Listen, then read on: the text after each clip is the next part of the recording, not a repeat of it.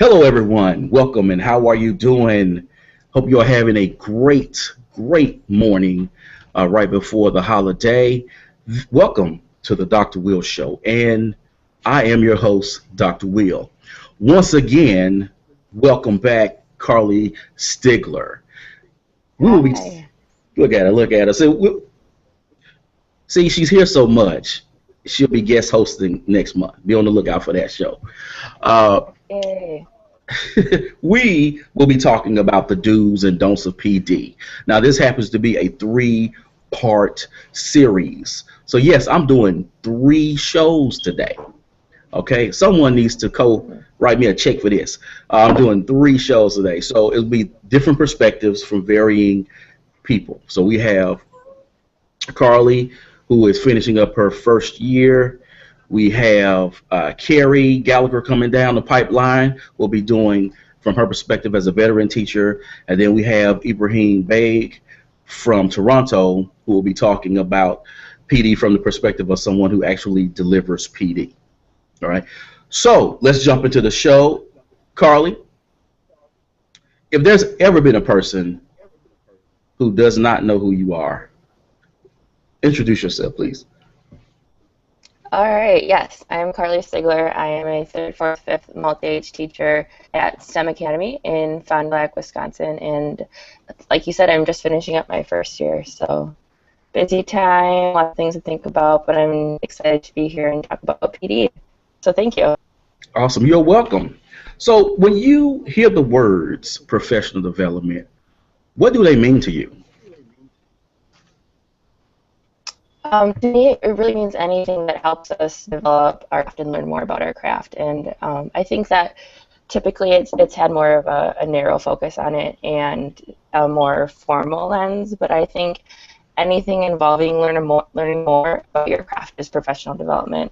And I think that we kind of really need to broaden our perspective of professional development because then we would engage and get more people interested and motivated not only to go to it but also find opportunities for themselves. And I think that that's also kind of a connection I made also with the classroom, like thinking about what does learning look like, and broadening our perspective of what learning looks like. We're going to engage more learners. If we broaden our perspective of what professional development looks like, we'll engage more educators who are involved in professional development. So anything from like Twitter chats to just Voxer to Google Plus to actually going to conferences to on conferences, and I don't think it matters if you're actually facilitating it yourself or if you're just participating in it.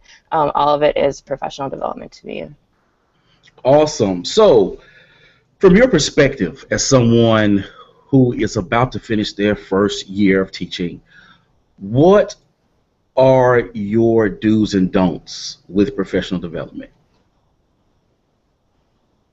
Um, Wait, I'm sorry. Can you say the question one more time, Will? Well, what are your do's and don'ts with professional development? Like as in leading it or being a part of it or either one? Well, being a part of it, particularly, this is your first year. We're finishing your first year, and so I'm just assuming that a lot of professional development has been thrust upon you. And at this point, just from your experiences, just trying to get an idea of what Yes. PD is, what do you find is valid or relevant about it, and what do you think should be left out or could be improved? I think with professional development, a do is kind of get a sense of where the people who have to be a part of it are at, what their current interests are in professional development. I think about professional development in our district as a new hire or like the first year teacher to the district. We have once a month like professional development series that we have to go to, and I think all of it in general is really helpful. Um, and I also think that all of the schools that are in our district are different. So there are some things that don't necessarily apply to all schools or all teachers within that school. So I think it's always a good idea to kind of ask people what they're interested in first and then kind of facilitate experiences around that. And then also then I suppose as a district you still have to kind of have professional development that supports like your goals and missions as a district that all people have to be a part of. But I think there's a lot of things that would make people more interested in if they if we were asked like first, like, what do you want to learn as an educator? What do you feel like you're good at, and what do you want to get even better at? So I think that would be a definite do for professional development, is asking ahead of time and then kind of arranging around that. Excellent. So, and keeping with that, and going from what you just said, a perfect segue, is the district model led PD a dinosaur, or do you see merit in its continuation? Um, I think I can kind of go either way. I think it still kind of has like that narrow focus on professional development, is you go to a place and you listen to a person giving you knowledge, and then you think about how you can apply it in your space. Um, which there's still some benefits to that. I think there's learning that can happen in any of those opportunities. But for me personally, I get way more excited to participate in a Twitter chat, or host one, or like video calls like this. And I don't think that those things are recognized as professional development. So I would like to see more acknowledgement towards those who do, like during the school week or weekend, participate in things like this, and how that helps us become better at our craft. So I think, in a sense, I guess I kind of do think it is a dinosaur, but I definitely know that there's still learning into it. So yeah. Okay, so again, see, your answers are just kind of perfectly going, flowing to the next question. Uh, when we hear a lot about teachers taking ownership of their professional development. When you hear that, what does that mean to you, and how can that be aligned to what the district's actual goals? Yeah, I think that, and I think this for me was something that I definitely need to think about, or like I was experiencing throughout the year, because there's certain things that I as an educator am extremely passionate about, and it might not necessarily be what our school mission and vision is. I think there's parts of it, but I think there's lots other things that aren't, and that's okay, because it's just a completely different system of teaching. But just because I'm not doing it in my space doesn't mean that I don't value what we do in our space, or that I value less of anything else that I'm not interested in. So I found myself doing a lot of research and reading and having conversations with other educators across the nation about that I was interested in as teaching and learning, but wasn't actually happening in my space. So then I felt like, am I kind of wasting my time because I'm not getting better at like what I'm supposed to be getting better at, or researching things that I'm not. I think that it's a balance. I think that just finding opportunities to really think about like how can I more about, or kind of take it into my own hands, like you said, ownership of what's happening in my classroom, and then kind of expand outwards to get not just perspective of the teachers in your building. I think that's a great place to start, but then also continuing those conversations through any other platform that you see fit, or just even through extra reading, or so all of those things I enjoy a lot. So for me, it doesn't seem like anything extra, and I've learned so much from doing things like this with you, other Voxer groups and chats, and Twitter. I think it's just those conversations that really keeps me sparked and interested in education, and really keep ideas fresh and always learning. Okay, so to that end, what has been your most amazing PD experience, and what made that experience resonate with you? I would say the Twitter chats. I think that's kind of what first got me started into becoming a Connect educator, and I've then kind of branched out from there.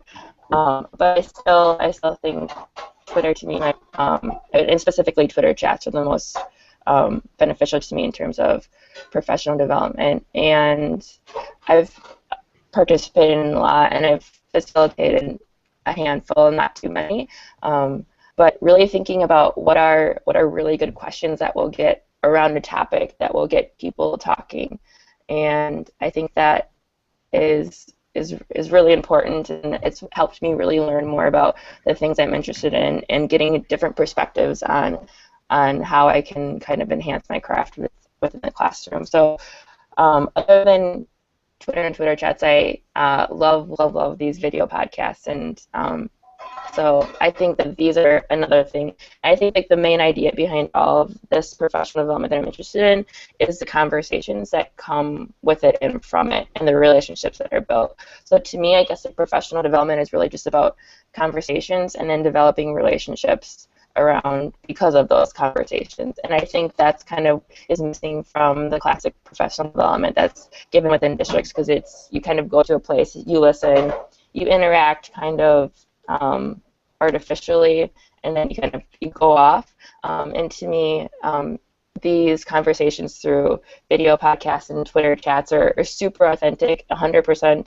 what you are interested in, because you're choosing to be a part of this, and then relationships and connections are built from there. So, yeah. Excellent. So you don't have to bring up any specific instances, but what would have made your least favorite professional development experience more meaningful? I don't know. I guess I really don't have like a least professional development experience, because I think that really any opportunity, it's just a matter of perspective. It's just how you view it. Some things you just kind of maybe you don't want to be there, but there's still learning to be happened, still conversations to be had. I think that like for me, it's just a matter of mindset. So if I go in kind of knowing like this is just kind of how it's going to be, then it's fine. So I really don't have like a least professional development experience. I have ones that I haven't enjoyed as much as others, but in the end, I see learning in anything. So for me, I don't have like one specific instance. So I'm not sure if that answers your question. Sorry. No, it's perfect. This is about how you feel, your experiences. So as a connected educator, because you've already mentioned Voxer and Twitter chats and having discussions on Google Hangouts, do you think a school district can utilize these social media tools or these digital tools for PD? And how would it look like at the school or district level? I definitely think so. I know some of like our instructional coaches in the district will send out emails saying, "Hey, check out Cold Chat tonight. The topic is this," or check out PBL chat, or like some chat that they think is beneficial to us as educators within our district and in relation to our vision and mission. So I think that's really nice, and I think that says a little bit about like our district, that like we value these things that happen, and this is a really great form of learning. So that's exciting to see. I think that like I would love to have all professional development just be like that for a district. Then I also think about there's probably a lot of educators who would actually do that. So I see why they say, well, then we have to have like you have to come to this place and engage in this. Like it's just more directed because people aren't taking ownership. So yeah, I definitely think that there is means, and I know that there are other districts who actually have like a Twitter account and like weekly or monthly chats for their district. So I think that's cool. I think that would be fun to get started in district I'm in. So I definitely think that social media connected like things like this can help with professional development and then enhance connections, even within our district, because there's so many of us who could be really great, I guess maybe even like mentors or connections that can be made, but we don't really experience or connect with other people outside of our building. So I think that would be a good opportunity for that too. Okay, so what is your advice for that first year teacher who feels as though his or her needs are not being met by the school or district? I would say kind of start with your team, have conversations, be honest, ask how. I think it's really important to have like your ideas and opinion heard, so and have conversations around that. So I'd say like start with your team and do that, and then I also think you have to take it into your own hands. So find books and articles and people to connect with that extend those conversations that you're having with your team in your building. And I think those things will kind of get people continuing to be interested and passionate about what they're doing and kind of relight that spark and find new learning opportunities. Excellent. Now, before we go, I mentioned earlier that you will be hosting a Dr. Will show yourself. So tell the people sort of what the show will be about and what to expect. All right, awesome. Okay, so the theme is kind of power to the people. So it's me, myself, and 3 of my friends who are also finishing up their first year teacher. And there was 7 of us who were in this teaching residency. It was this pilot program through my university, and we student taught for a whole year, and we got to be kind of hired on as employees, and it was a super fantastic, awesome experience, learned a lot, and so now there's there'll be 4 of us who are doing it, and I thought it would be fun for each of us to kind of create a question that was something that we were like thinking about or wondering or just like to get other people's perspective on. So each of us will create a question and then ask each other the question and just kind of get some conversation going around about that. So hopefully it'll kind of just seem like a natural discussion, and I'm really excited because we're all really good friends, and we've managed to make sure we meet once a month, but we haven't really had anything like this to kind of talk about education, so I'm really excited for it.